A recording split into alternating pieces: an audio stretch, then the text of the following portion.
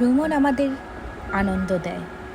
আজকে আমরা চলে যাব টাঙ্গাইল জেলার মধুপুর জাতীয় উদ্যানে।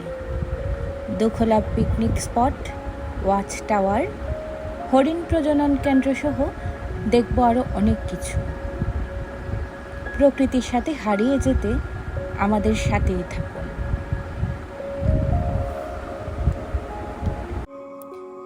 চলে এসেছি মধুপুর জাতীয় উদ্যানে।